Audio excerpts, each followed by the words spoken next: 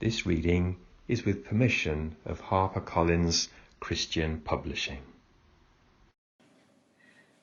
As Mary set out on Een Karam's road, she thought about all the strange things she'd been told. She'd never seen angels or heard them before, and nervous, she knocked on Elizabeth's door. When Elizabeth heard Mary's greeting, the baby inside her jumped, and Elizabeth was filled with the Holy Spirit.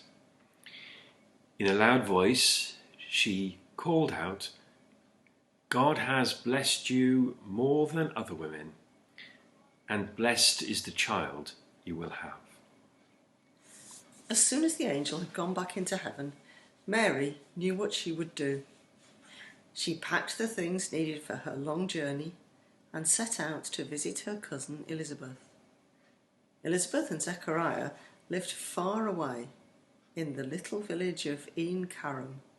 It had been a long time since Mary had seen her relative. It would be good to see her again. Mary knew that Elizabeth had been unhappy.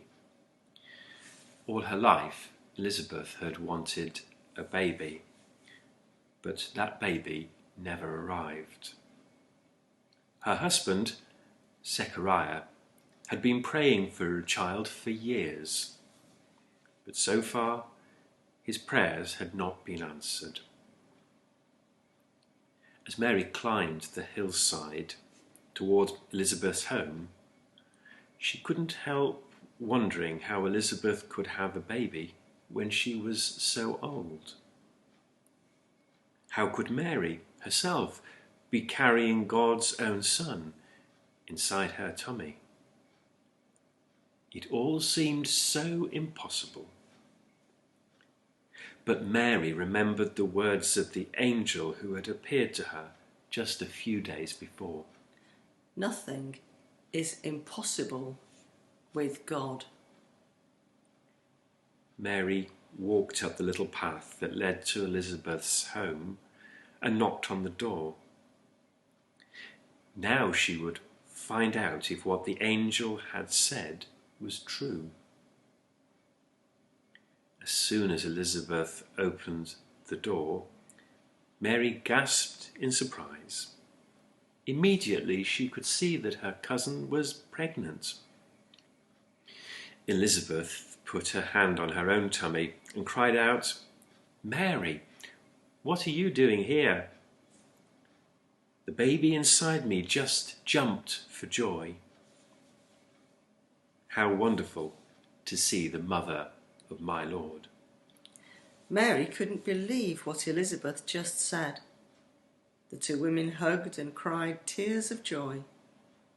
Now, Mary knew, without any doubt, that everything the angel had told her was true.